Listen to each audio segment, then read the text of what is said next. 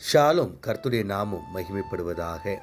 கர்த்தருக்குள் பிரியமானவர்களே, வேத வசனம் இப்படியாக சொல்கிறது, நான் துன்பத்தின் நடுவிலே நடந்தாலும் நீர் என்னை உயிர்ப்பிப்பீர். சங்கீதம் 138:7.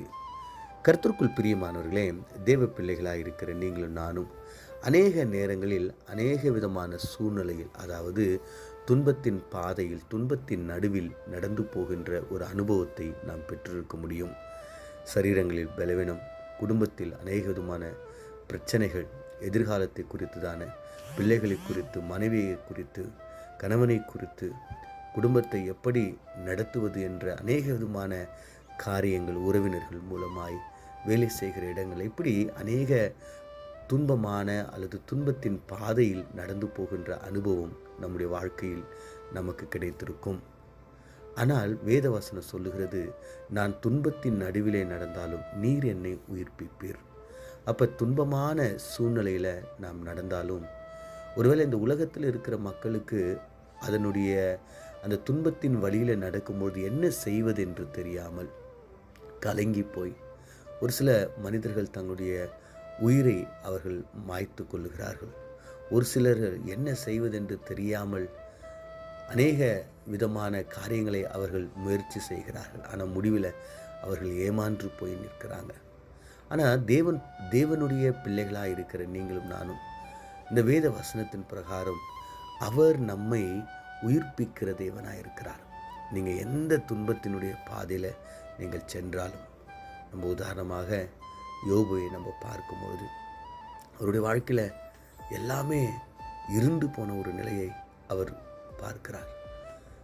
ஒரு துன்பத்தின் பாதை, ஒரு கண்ணீரின் பாதை, அதிலிருந்து எப்படி என்ன ஆகுமோ என்று நினைத்து கொண்டிருக்கும்போது கர்த்தர் அவர் என்ன பண்ணார் பார்த்தீங்கன்னா, மீண்டும் அந்த துன்பத்தில் இருந்து, அந்த கவலை, கண்ணீர், அவமானம் இவைகளிலிருந்து மீண்டும் அவரை எழுப்பினார்.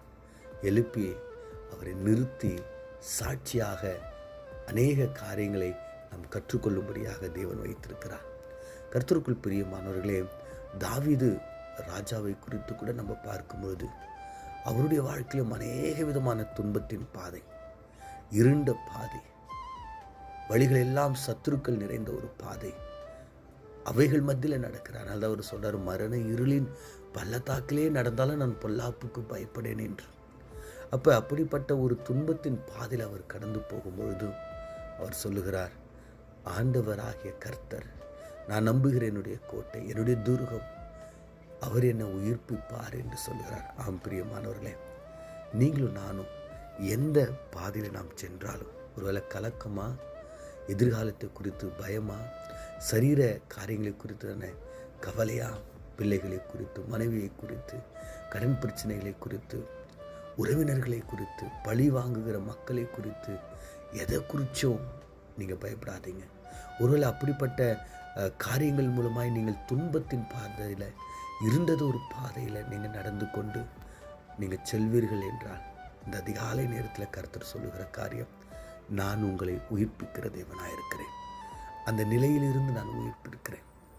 லாசரு மரித்து போய்விட்டான் என்று எல்லாரும் நினைச்சிட்டு இருக்கும்போது கர்த்தர் அங்கே வந்து அவனை உயிர்ப்பிக்கிற ஒரு தேவனாயிருக்கிறார்.